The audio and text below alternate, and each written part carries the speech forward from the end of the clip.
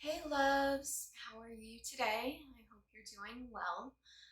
This is Dangerous Ginger and welcome to Ginger's Journey. It's great to be here today. So this is my continuance from another recent one that I just did, and the recent one I just did is abuse. Why did I stay? was the last clip before this one. So this is abuse and how I escaped. And it really was escaping. If you haven't seen either the video about how abuse affected me or the video abuse and why I stayed, I would recommend watching both of those before watching this one because they all kind of interconnect. And if this is your first time on my channel, welcome, and I hope you will subscribe and join along with me on my journey, and hopefully you'll get something out of this. And I'm glad you're here, and I'm glad that you're here with me today. So about abuse and how I escaped. I'm going to be mainly talking about 3 relationships that I was in. The first one was high school. The second one was from the time I was 14 to 25. And the last one I will be talking about is the relationship I had with another partner who was an alcoholic for about 8 months. And let's start at the beginning. Let's start with my high school abusive boyfriend. This partner in particular was primarily a learning experience for me. It was 7 years of bliss and hell wrapped in a beautiful package. He was very beautiful. Like my partner, I really thought they were gorgeous in my eyes.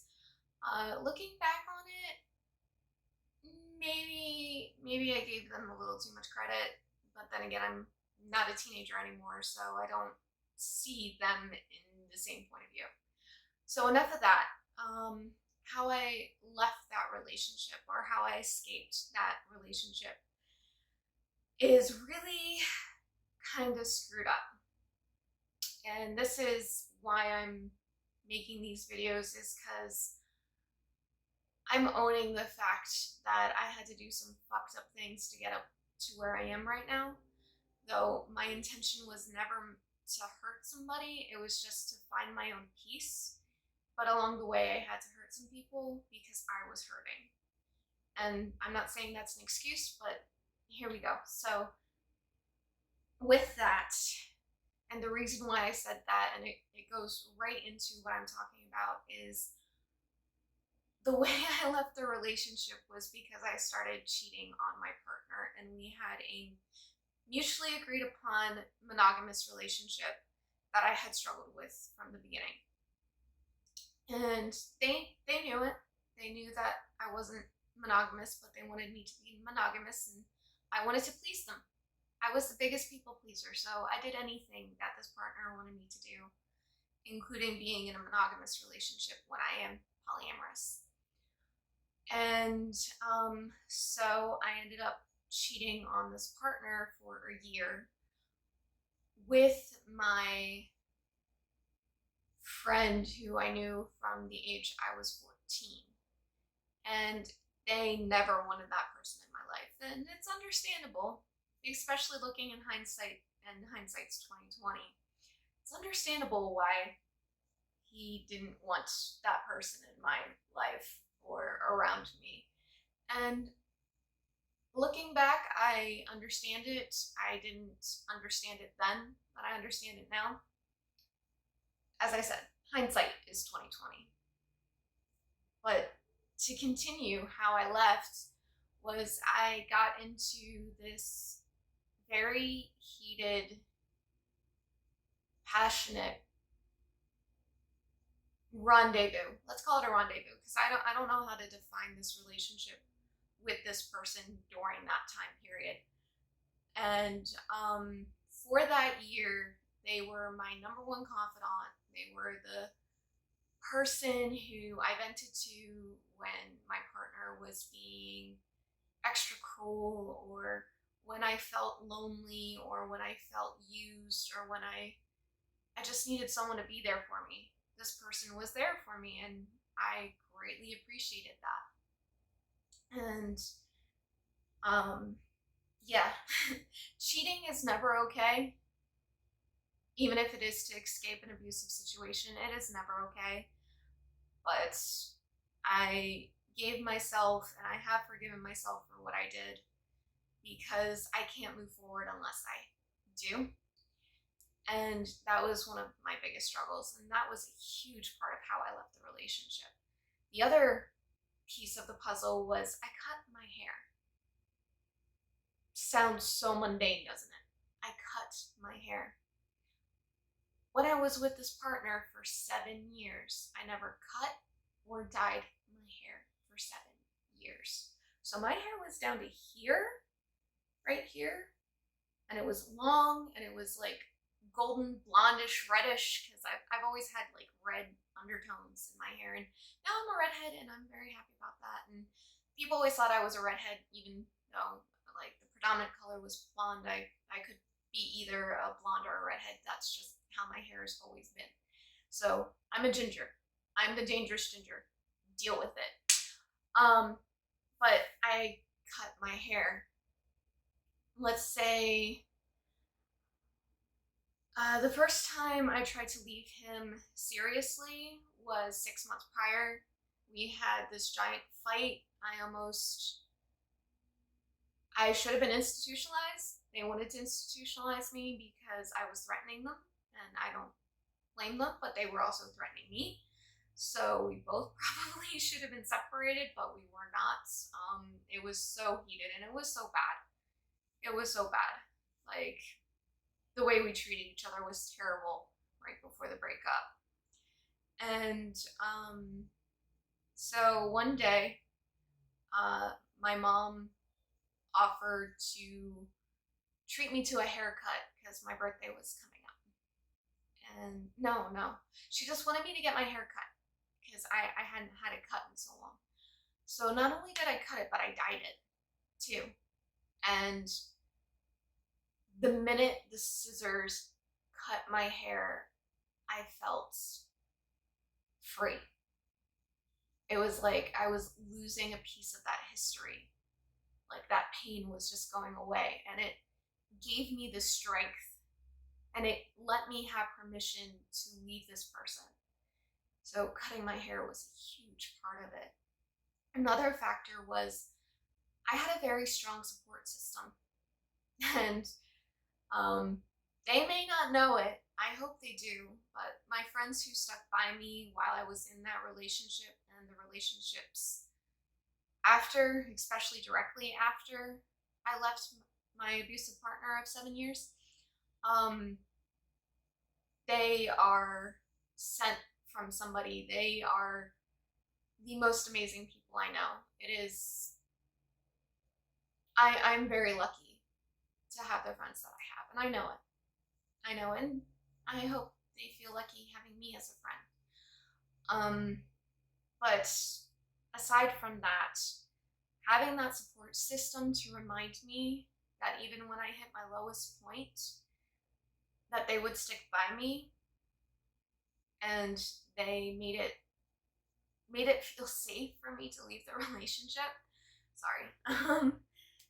They made me feel safe for the first time in almost 7 years. When I left that relationship, it was so bad. It was so bad. They just made me feel loved and appreciated, and God, even the one I cheated on, my partner who I was leaving, made me feel important and made me feel like I had the self-esteem to leave. Sorry, I'm kind of crying right now. I just felt so loved. I really did when I left that relationship. Even though I spiraled out of control for a good, 4 or 5 months after that relationship ended. I wanted nothing to do with life after that relationship ended for a while.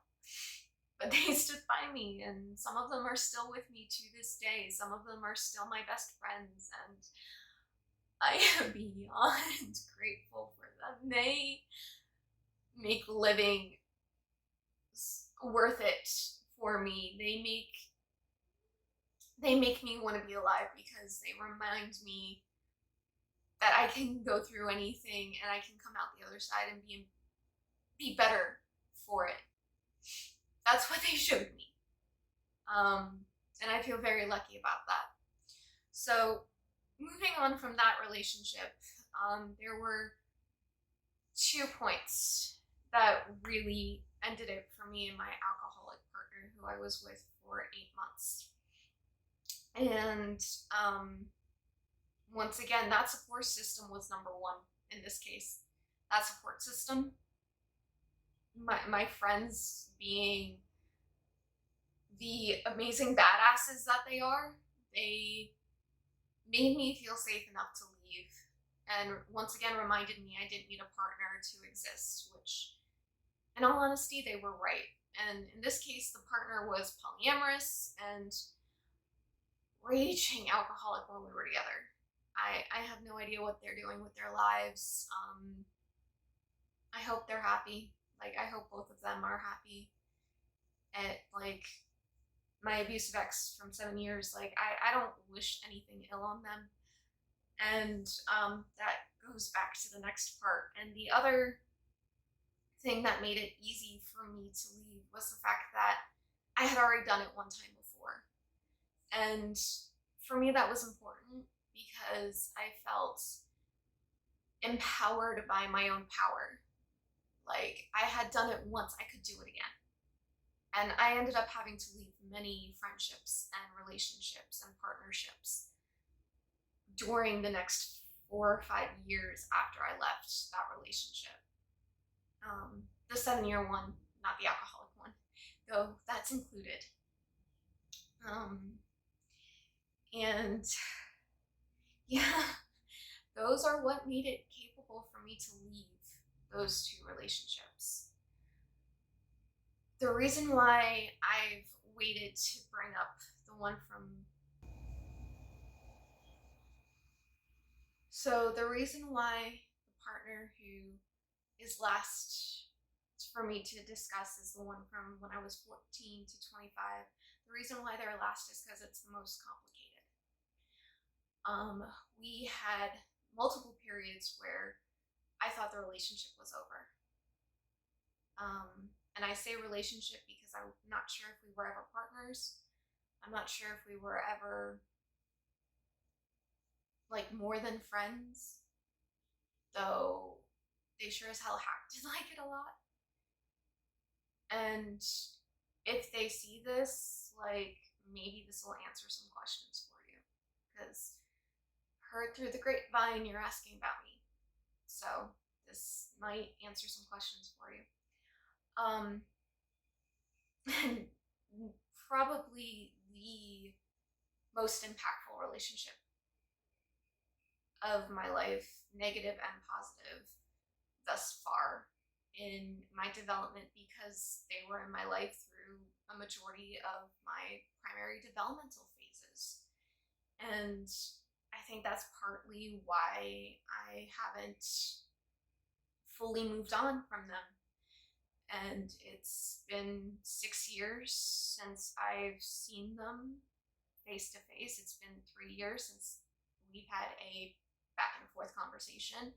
And I don't intend to break that contact. Like, I don't intend to ever contact them again because it's over. It's just done. And it should be done.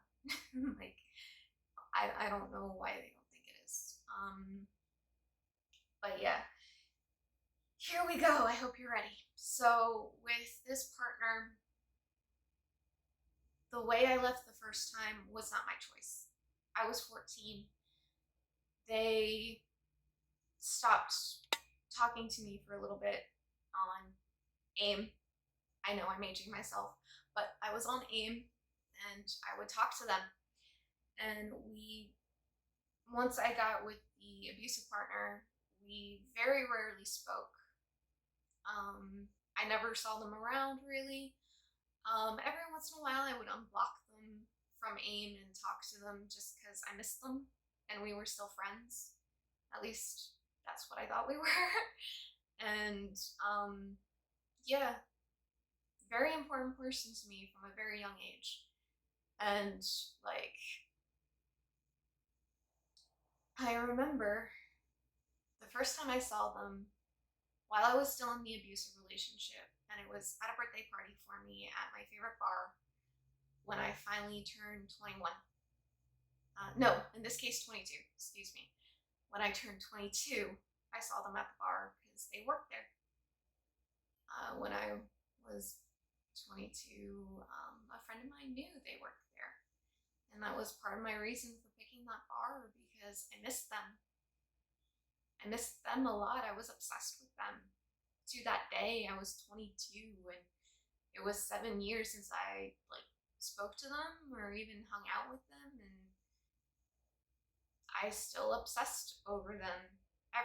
All of my friends knew. They called me out on it so many times. My God, it kind of hurts to own up to that, but yeah.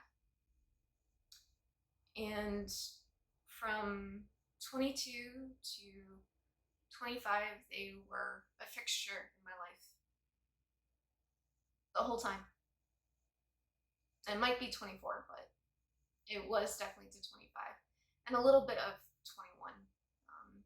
Time is really bizarre. I don't get it, but yeah, that's about the time period they were in my life. And let's just say during that time period, I went through a lot of growth.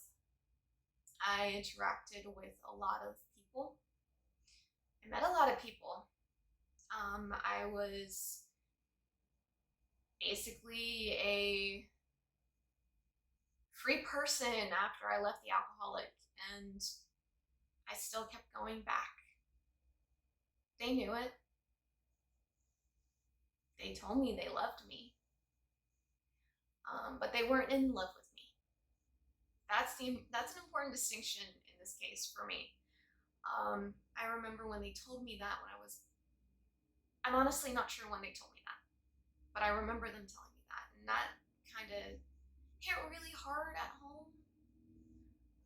I don't want to say friend zoned. I was friend zoned by them because, I took responsibility for the fact that I was in love with them and I still wanted to be their friend. And, eventually I realized, it was probably safer for both of us, or better for both of us, if we didn't have a romantic entanglement, or we didn't have we weren't partners. Not necessarily in the romantic sense, but we weren't partners. And it was basically coming to terms with that, and then them constantly giving me mixed signals. Always telling me, once the floodgate opened, they always told me they loved me. And when I would bring up different people I would want to sleep around with, they would get a little skeeved out. And I understand that, I did not have the best taste in people at that time, and I didn't want to just sleep with guys, and I was constantly seeking femmes and just all these different people to either mess around with or start a relationship with. And somehow I ended up with 2 people that I was fooling around with after leaving the alcoholic, and he was one of them.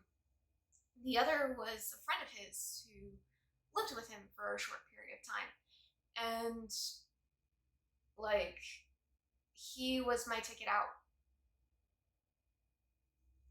I own that I used a person to leave an abusive situation, because this person, the guy I knew since I was 14, he was so absorbed in the idea that I was the one. I was the one person who understood him. I was the one person who understood his pain and his suffering and his I just knew his life, and he was so dependent on me that I was suffocated.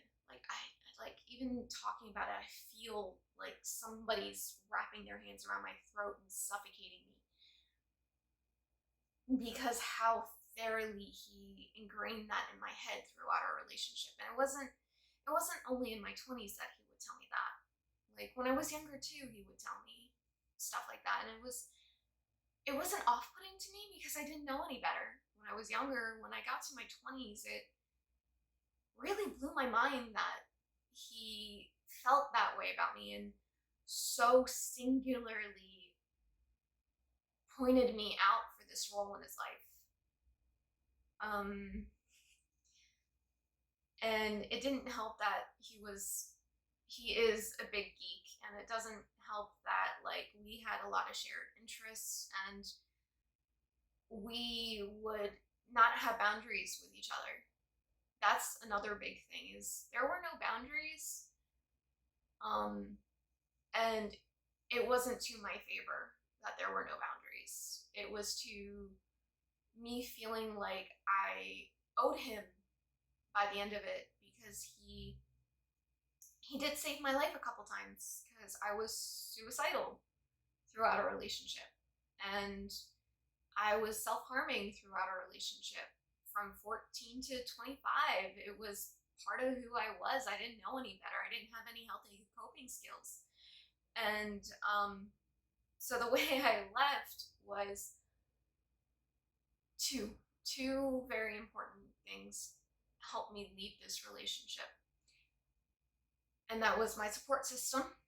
I'm going back to that because I would tell them things. It was select things about our relationship or whatever it was. Like, I would tell them things because I was uncomfortable and I needed advice. And my friends never gave me advice unsolicited most of the time. And I would tell them how he made me feel, and like the direction our relationship was going, and just like this role he demanded of me. It wasn't asked, it was demanded. Once again, this is my point of view. I know theirs is probably very different from mine, but I remember just my friends telling me I needed to leave because this wasn't healthy. That they could see me struggling. They could see me confused. They could see me just wrapped up in somebody else's life and not even caring about my own. Because that's literally what I did for any relationship in my life back then, was just not care about myself. And I was wholly devoted to this person. And they knew it. At least I thought they did. And that devotion cost me so much. It cost me travel opportunities. It cost me relationships. It cost me self-exploration, because I never wanted to do anything that could anger them. I never wanted to do anything that could hurt them. I wanted to be this always and never person, this black and white person with how they saw me. And it destroyed me. And in being destroyed, it gave me the power to leave. Because I knew I had these people waiting for me on the other end.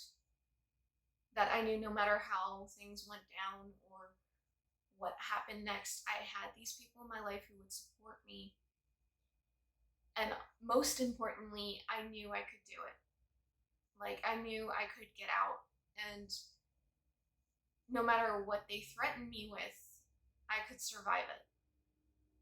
I'm getting to why I said threatened. That's a very important piece. When I ended the relationship, it was because I had an 8-month-long affair with his friend who lived with him. Because that person specifically was told to me that I could not sleep around with. Specifically. Hyper specific. And there were other people he was hyper specific about that I couldn't mess around with, and I never did. It was just this one, though, that really really got his gall up, really made him frustrated and angry that I wanted to be with this person, even though prior to me and him meeting, he had pushed him on me. Like, almost literally pushed him on me, because he was like, oh, you guys would be great. You guys would have such a blast together. He wasn't wrong. And within that,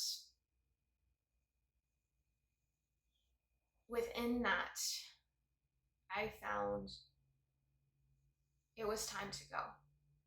And the funny thing is, the friend wanted me to leave the relationship. Not our sexual relationship, the guy I was sleeping with, who I shouldn't be sleeping with. But the guy I was sleeping with wanted me to leave the guy I was with for 14 years, because he made some very good points to me about how our relationship functioned, and he could see me cower. He could see me flinch. He could see me just be this impotent person, this weak person whenever I was in the room with them. And the minute that person left the room, I was a different person. I was vivacious, I was lively, I was ambitious and strong.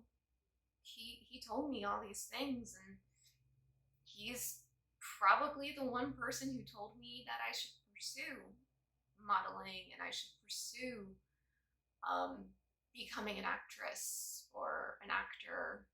I'm not sure. A performer. There we go. There's the non-binary term I'm looking for. I should become a performer because I just have a presence about me. They said something along those lines, and it was enough to stick. It was enough to make a difference.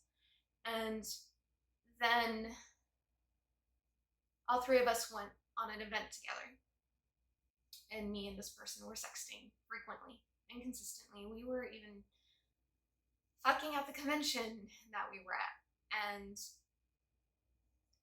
that day I decided I wasn't going to delete anything. I hadn't been deleting anything up to that point because I didn't care. I honestly didn't care. And I know that's callous of me, but I didn't, because I wanted to be found out. Because there was no other way for me to leave. And for him to never want to see me again. But apparently I was wrong. And I'll get into that in another video. But yeah, I got into the car with my friend, partner, whatever you want to call the relationship. I still to this day don't know how to define it. And I guess that's how it'll always be. But yeah, we get in the car. He checks my phone. He sees the sexting. And the anger and anguish in that car was so palpable and so absorbing and so thorough. I thought he was going to kill me, or rape me, or harm me in some shape or form. To this day, I'm still afraid of him, and I'm afraid of what he's capable of, because at the end of the day, I don't believe they have remorse. And doing this video, I recognize I'm putting myself at a higher risk, but I need this to be out there. I need this to be heard, and I need this to be said. But the next thing I know is that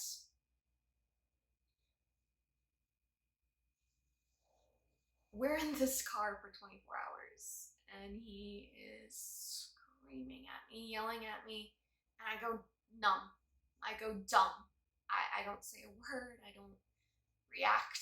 And he yells at me the most vile things and the cruelest of demented ideas that have flourished in my brain since then. I am forever traumatized from that car ride home from the convention.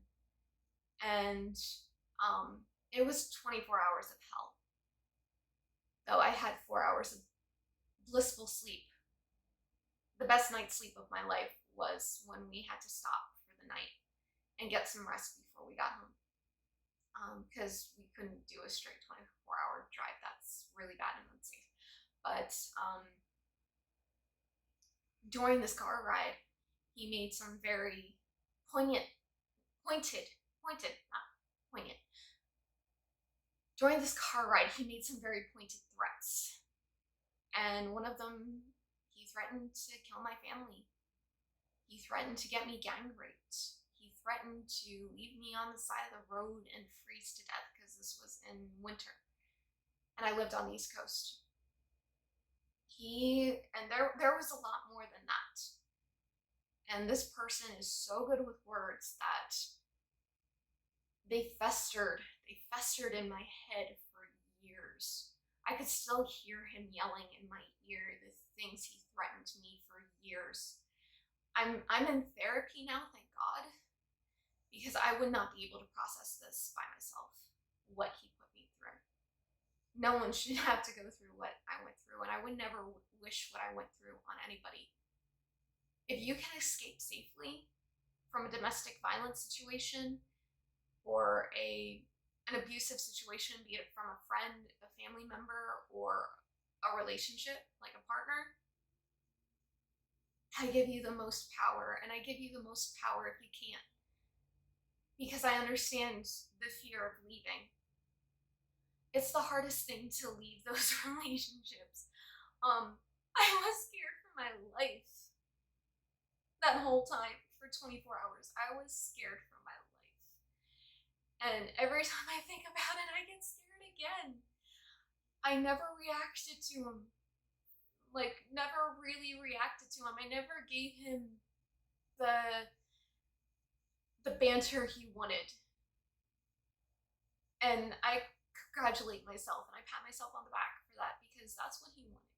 And I was so afraid he was going to hurt my family. I stayed with them for a week after everything went down. And I still went to work. I still continued with life after this happened. And I was so traumatized. I was so scared of what he was going to do. Because I know what he's capable of. I knew him since I was 14.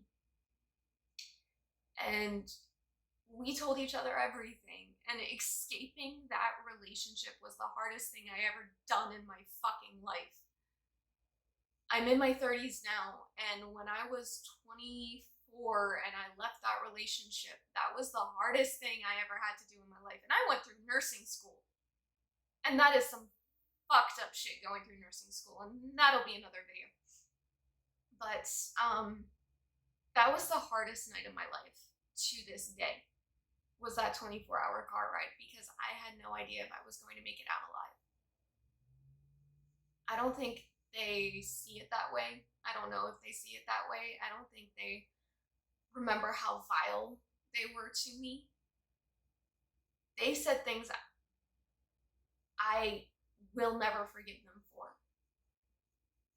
I have forgiven myself so I can move on, but I don't see myself ever forgiving them for the hell they put me through. And you don't need to forgive your abuser. You need to forgive yourself. And that's the biggest lesson I learned. So the takeaways from this video I want you to take is, you have the power. One, you have the power within you to leave. You do. And if you can find a way to do it safely, that's when you do it. If there's no safe way to do it, please just find people you can talk to and be safe with. That's all I ask if you're in an abusive situation, is just find people to become your support system to help you escape and get rid of that brainwashing. 2, going back to number 1 in a sense, find that support system. Find that support system, have that support system. If you're really isolated, like we're in a pandemic, there are resources out there. I'll have links below for hotlines and various things like that for you, so you can get safety and find safety if you're in an abusive situation. And number 3, the last thing I want to leave you with is that Convincing yourself you don't deserve it is the hardest part. Convincing yourself you deserve better is the hardest part, and you do. Find a way to convince yourself that you deserve the world and you can leave any situation, any negative situation, any abusive situation, any painful situation. You can leave if you want to, so long as you give yourself permission and you remember you deserve it, because you do. Those are the 3 things I want to leave you with today. And I hope they help you. And thank you for listening to my story. I'm very grateful for all of you. This was a really hard one, so let's vibe for a couple minutes and just vibe with me for a couple minutes so we can let this go. Just let this go. Like, just vibe with me. So here we go. Just let it out. Let it out. Let it out. Just let it go.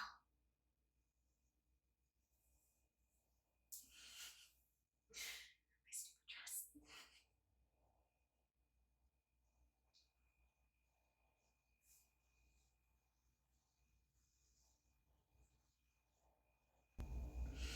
Okay. Thank you for staying with me. Take care. Remember, you are loved. You are worthy. XOXO. TG.